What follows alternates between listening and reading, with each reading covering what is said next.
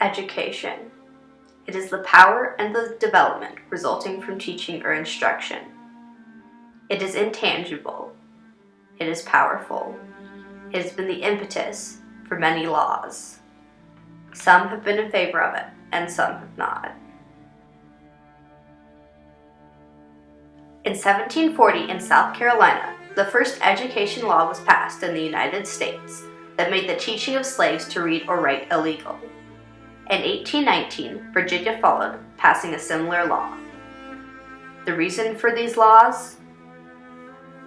Fear. Fear that educated slaves would be able to forge passes or organize revolt. But if law prohibited the teaching of slaves, then the white men would have nothing to fear. Even where education was legal, it was incredibly hard for slave children to receive education. They had to work in the fields, and education was always a second priority. Despite this, some slaves were still taught and given education, often by their masters. But their masters would only give them restricted curriculum deemed appropriate for slaves. This curriculum was designed so the slaves would be able to complete higher-level tasks, but would still remain ignorant and unable to challenge the white masters who taught them. Ignorance was a technique often used by white masters to keep slaves under their control.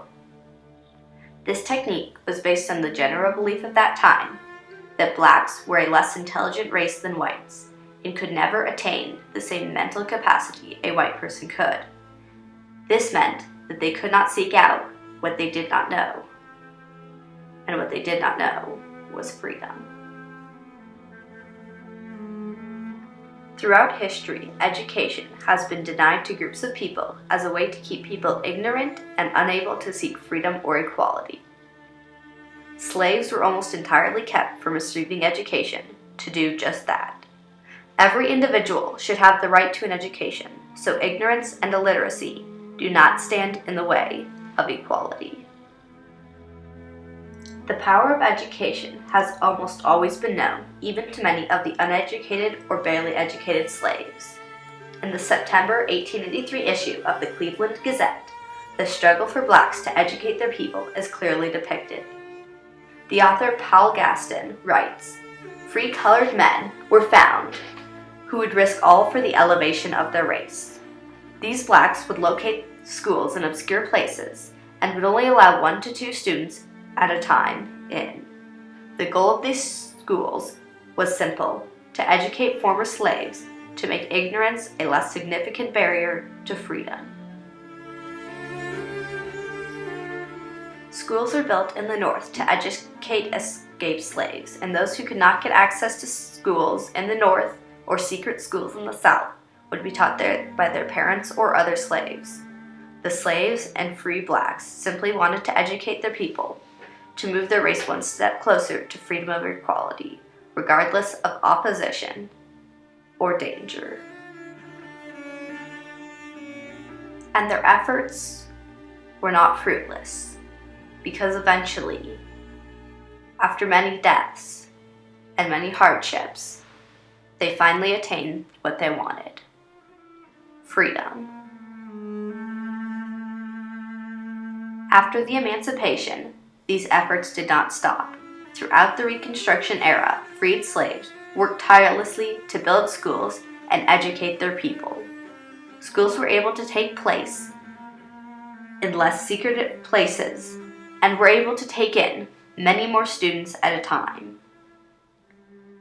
Despite being free, they still did not have equality, and so the black population continued to work and improve the literacy of the younger generation, because they believed that education and literacy were the first steps in their quest to equality. Education was also necessary for the now jobless blacks to get jobs and support their families. They were incredibly motivated to receive education and become literate.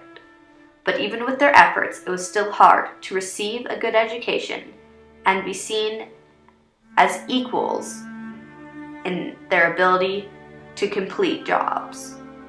But nothing could stop these slaves from getting what they wanted most: education and equality. More than 100 years later, the struggle is still not over. There is still a gap in academic achievement of Black and white students. According to Katie Haycock, the president of the Education Trust, African American students are less likely than their white counterparts to be taught by teachers who know their subject matter. Black students are no longer being denied education, but they are also not being given education that is in all places, nationally, equal to that of whites. The impact of education is immense, and the denial of education has the ability to make inequality within education linger for hundreds of years. African Americans were denied the right to an education until the late 1800s, and today they are still trying to close the education gap. Education is knowledge, and knowledge is power, and equality is the balance of power. And in our world where we strive for equality, everyone must have the right to an education. Even more than that, though, everyone must receive an education, so people around the world have knowledge and power. For only then can the world move closer to equality.